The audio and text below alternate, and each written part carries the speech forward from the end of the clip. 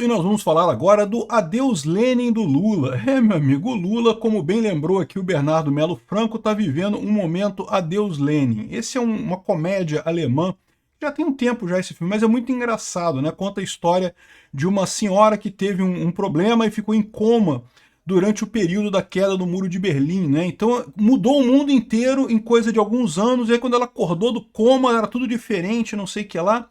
E a situação remete muito ao que o Lula está vivendo hoje, né? O Lula é um cara velho, na pior acepção da palavra. Velho biológico, meu amigo, todos nós vamos ser, ou melhor, aqueles de nós que tiverem sorte vão ser velhos, porque a única alternativa de você não virar velho biologicamente é morrendo antes, né? Mas ser velho biologicamente não quer dizer ser velho nas ideias. O Lula é o pior tipo de velho, aquele cara que é velho nas ideias, com as ideias atrasadas. E não sei por que alguém achou que seria uma boa ideia esse cara comandar o país, né? Fazer o L na urna e botar esse idiota comandando o país. Um cara totalmente deslocado. Isso, por outro lado, tem um lado positivo para a gente da direita, porque esse cara se mostra absolutamente incapaz de lidar com o problema que ele está tentando lidar, né? Vamos entender esse caso aqui, porque a gente vai falar sobre essa incapacidade do Lula de entender tecnologia, como é que isso prejudica a esquerda de forma catastrófica. Tá aqui, o PT está criticando as Big Techs, está brigando com as Big Techs. Olha que coisa maravilhosa para a direita. Isso aí, as Big Techs têm que virar... É o futuro, cara. Você pode não gostar das Big Techs, pode achar que elas são ruins, mas elas são o futuro. E enquanto a esquerda fica nessa birra com as Big Techs e coisa e tal, amarrada no passado, vão ficar para trás inevitavelmente, né? A Datafolha traz algumas notícias ruins para o Lula aqui, que a gente vai falar sobre isso, e quando a gente for ver as alternativas que o Lula está colocando para tentar voltar a ter popularidade, voltar a ganhar a eleição em 2026, você vai ver que é esse o problema. O cara está totalmente descolado da realidade. Essa notícia foi sugerida por Milei Turguniev, Doug Funny e várias outras pessoas. Obrigado aí ao pessoal que sugeriu a notícia lá no nosso site, no visãolibertaria.com. E obrigado a você que está assistindo o nosso vídeo. Se você gosta do nosso conteúdo, por favor, deixe o seu like, se inscreva aqui no canal, né? Pois bem, o Lula parece que teve morte cerebral algumas décadas atrás e de repente, por algum motivo, acordou agora na presidência da República e está tendo que lidar com um mundo que não é o mundo dele, né? Aqui, o cara que descreve o filme Adeus Lenin, coisa e tal.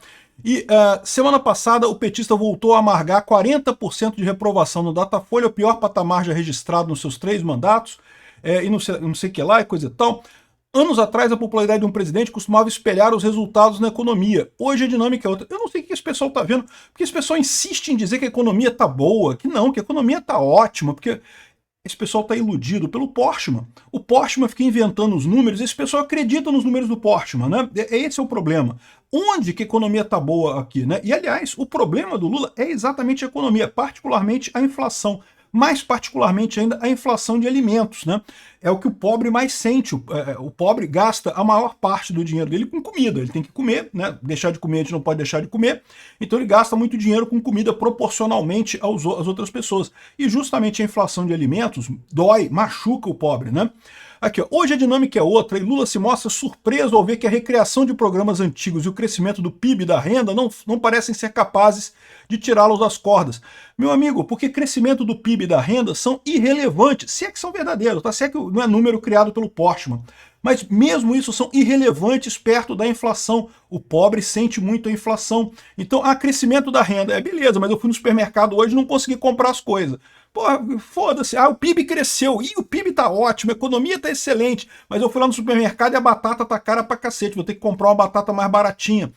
Ou seja, não tem jeito, né?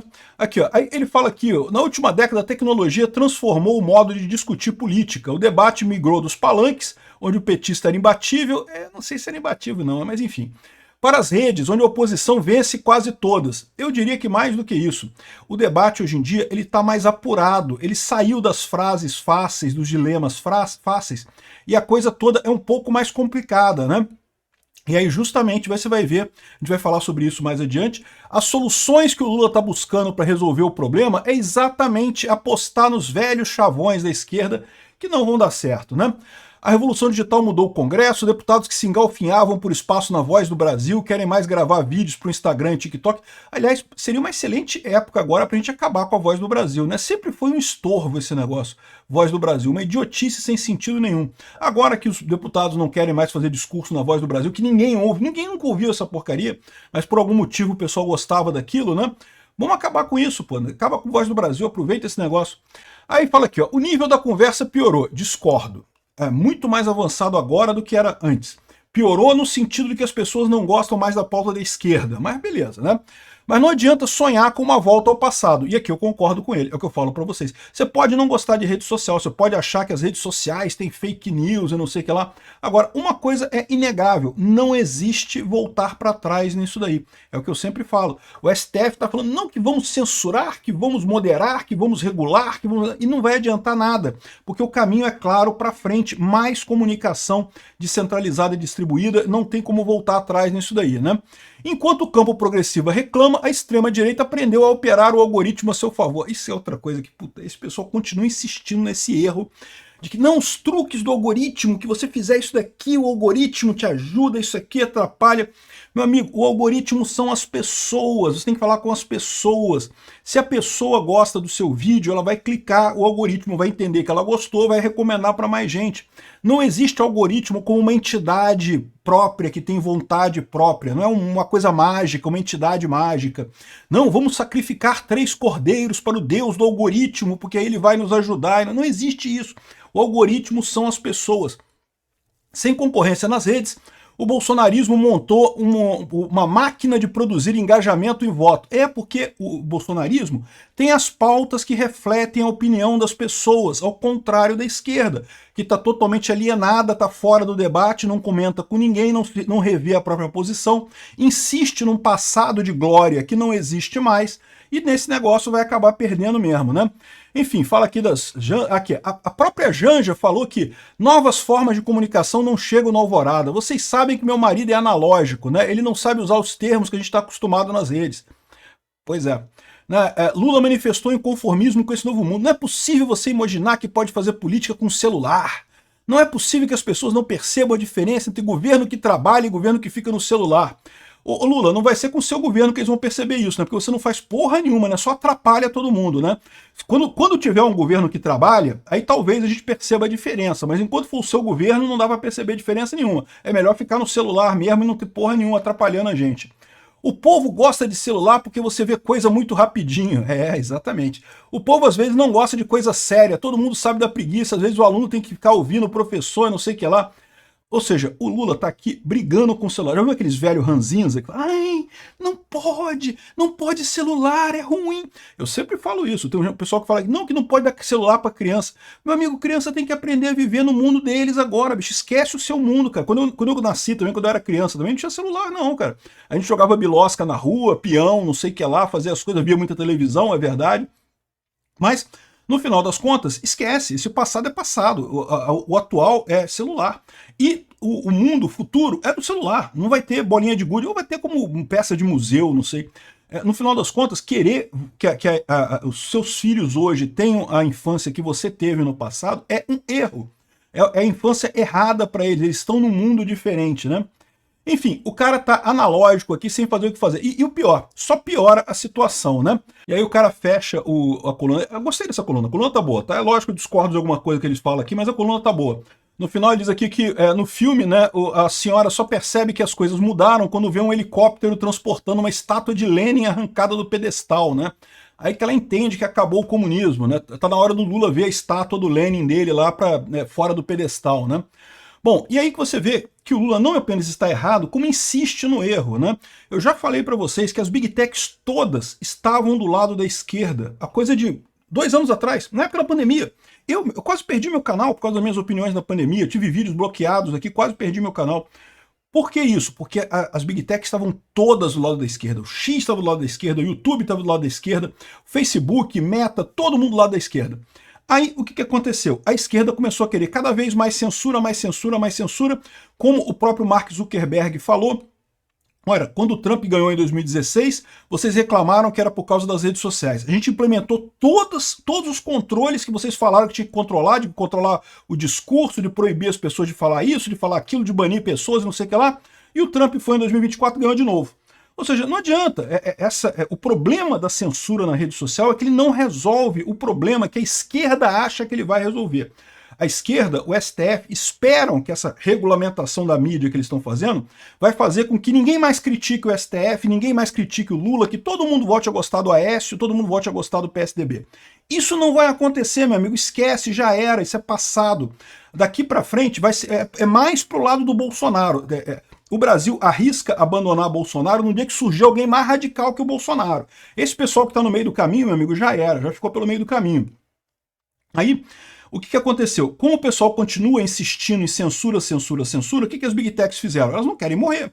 Se tiver censura absoluta, elas perdem dinheiro. E repara, elas perdem dinheiro e não quer dizer que as pessoas não consigam trocar ideias na internet, tá? Porque isso continuaria do mesmo jeito. Só que iria para plataformas menores, daí a Meta perderia dinheiro, o X perderia dinheiro, o YouTube perderia dinheiro. As Big Techs perceberam que a única maneira delas sobreviverem é apoiar a direita. E aí que o pessoal foi para a direita. E aí, para ajudar a gente, a esquerda, não, que eu não quero conversar, que Big Tech é todo mundo mal. Não quero mais mexer com Big Tech. Querem se agarrar ao passado deles. Ai, no meu passado da ditadura de 64 era tão bonito. A gente imprimia jornalzinho comunista, ia distribuir jornalzinho comunista na rua. Ai, eu quero voltar para o passado. Infelizmente, o passado não volta, meu amigo. Vocês estão fodidos. Estão abandonando o futuro. Eu fico muito feliz. Tá certo. Parabéns. Continue assim. Continue ignorando as Big Techs, brigando com elas, tratando elas como inimigos de vocês. Continuem desse jeito. O pessoal vai descobrir rapidamente onde é que eles vão chegar com isso. Porque é o que eu falo para vocês. Uma coisa é certa. O caminho é esse, né? Aí, junto disso, a gente vê o Datafolha, né, que conforme a Folha de São Paulo agora percebeu que ficou muito feia o apoio que deu para o Lula na divulgação da matéria, e agora ela coloca aqui que, olha, a pesquisa da Datafolha tem muita notícia ruim para o governo e notícia boa para a oposição. Lembra que a matéria de ontem na Datafolha era não porque o Lula ganha de todo mundo, que o Lula é fantástico, é lindo, tem coxas grossas e não sei o que lá, e não é... Agora já mudaram o assunto, não que ele tem boas notícias para a oposição. Qual que é a boa notícia, né? Vários candidatos ligados a Bolsonaro ganham do Lula no segundo turno. E no primeiro turno, Lula ganha de todo mundo, é verdade, mas Bolsonaro ganha só um pouquinho. Só que aí eles esquecem de explicar que essas pesquisas que eles fizeram, eles botaram só o Bolsonaro, só o Lula na esquerda e um monte de alternativas da direita no primeiro turno. Ou seja, porra, aí é lógico que o Lula ia ter um bom desempenho, porque ninguém que vota no Ciro Gomes, por exemplo, vai votar no Zema, vai querer votar no Lula. Então, ou seja, o Lula puxava todos os votos da esquerda, enquanto o Bolsonaro dividia os votos dele do pessoal da direita. É lógico que se botasse menos casos ali, o Bolsonaro ganha. Tanto que no segundo turno o Bolsonaro ganha do Lula, né? E os outros casos, né? O Eduardo Bolsonaro, a Michele Bolsonaro, o Tarcísio. A Michele e o Tarcísio empatam numericamente, na margem de erro com o Lula no segundo turno. E o Eduardo Bolsonaro aumentou muito, cresceu muito, ou seja, diminuiu a diferença dele para o Lula no segundo turno. Até o Flávio Bolsonaro aparece com alguma chance no segundo turno, competindo com o Lula. Ou seja, isso é uma má notícia para o Lula. Ele perdeu totalmente aquela aura de invencibilidade que ele ganharia em 2026 de qualquer coisa, de qualquer jeito, né? Então, ele fala aqui que, mas a candidatura do Bolsonaro é apenas simbólico, dado o obstáculo jurídico de Bolsonaro, que não sei o que lá e coisa e tal. Obstáculo jurídico, diga-se de passagem, absurdo, né? Obstáculo jurídico venezuelano que vocês estão impondo a ele, né? Até o Cafezinho, que é de extrema esquerda, reconhece que o Lula tá mal aqui, ó. Datafolha sinaliza vida difícil para o Lula no eventual segundo turno. Muito ruim a situação. Mas beleza, aí você vai ver assim, não, mas o Lula tá planejando coisas para melhorar a sua popularidade, para conseguir ganhar a eleição. O que o Lula está planejando? Vamos ver aqui, né? Ó, foco no mais pobres, a rota de Lula para recuperar a sua popularidade. Vamos ver o que o Lula está querendo fazer para recuperar a popularidade. Ele já falou um monte de coisa. Não que eu vou fazer discursos, que eu vou fazer programa de gás para todos, luz para todos, sei lá o que para todos, pé de meia para todos. Aí agora ele está fazendo o seguinte aqui, ó. Medidas de impacto imediato, ajuste no discurso e apelo à narrativa de risco versus pobres. Você tem visto o Haddad falar isso, né? Não porque a gente vai botar imposto nos ricos para prejudicar os ricos, para ajudar os pobres e não sei o que lá. De novo, o que ele está errando aqui? A mesma coisa que eu falei para vocês. A informação descentralizada e distribuída quebra essas narrativas de palavras fáceis, de discurso fácil, porque você começa a ver o que está por trás disso. Tá, mas o que é esse negócio de rico versus pobre? Ah, vou botar mais imposto nos ricos. Vou botar mais imposto no rico, quem vai pagar é o pobre, meu amigo. O pobre que vai se fuder nessa parada, não tem como não. Esse troço aí é uma idiotice, e as pessoas percebem isso, as pessoas instintivamente percebem isso. Então, aí tá querendo aqui, ó, aproximação de trabalhadores hoje distantes da esquerda como entregadores. De novo, o Lula insistindo nesse negócio que tem que dar direitos trabalhistas. E eu já expliquei para vocês o problema disso. Vivíamos, até pouco tempo atrás, na época do Lula, uma economia cujo foco era a industrialização. A industrialização, você tem realmente aquela figura do dono da empresa. A pessoa que trabalha na empresa, né, ela interage basicamente com o dono.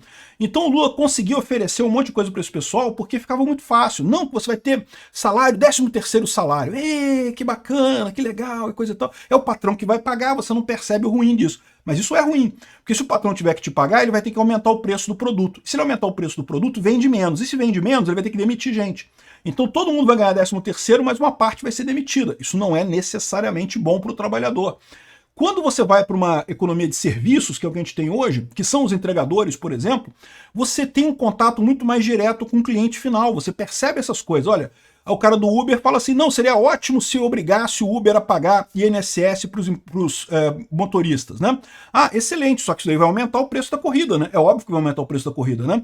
E no que aumentar o preço da corrida, vai ter menos corrida, né? E se tiver menos corrida, o que acontece com o que você ganha? Você ganha menos, né? Exatamente, então não tem jeito. Você se ferra de um jeito ou de outro.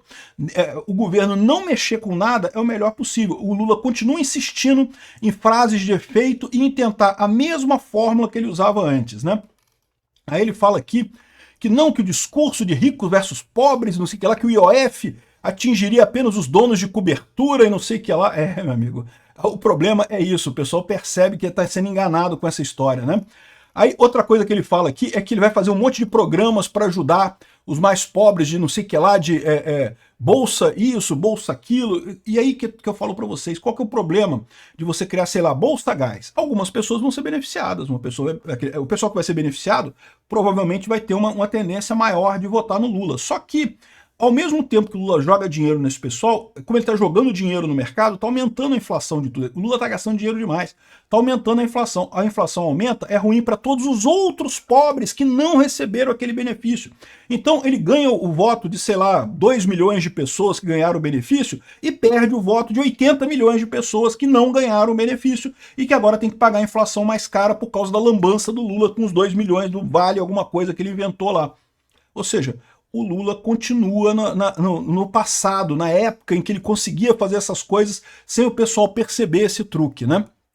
Outra coisa preocupante dele é que ele está querendo convencer os partidos que União Brasil, PP, Republicanos, PSD e MDB a ficarem neutros nas eleições de 2026, ou seja, não apoiarem o Bolsonaro ou Michele ou Tarcísio ou alguém da direita. Por quê? Porque o que ele está dizendo aqui é que aí ele consegue contar com o apoio de pelo menos parte desses partidos na eleição, né? O problema é que ninguém vai querer apostar nele. Por quê? Porque agora ele já está mal e a gente sabe que ele não tem condições de recuperar até 2026. Quem que vai querer apostar no perdedor? Essa é a tragédia do Lula. Você vê que ele está mal e os planos dele são planos idiotas, que não vai chegar a lugar nenhum. Ele ainda não conseguiu entender que o mundo mudou, está esperando ver a estátua do Lenin caída lá para poder achar alguma coisa, para poder, sei lá, acordar para a vida, né? Enfim, os planos do Lula para melhorar a situação dele em 2026 são piores ainda do que a situação atual. Se prepara, porque isso vai ser ruim para o Lula, vai ser ruim para a gente também. A economia brasileira vai quebrar ainda mais do que já está quebrada nesse meio tempo.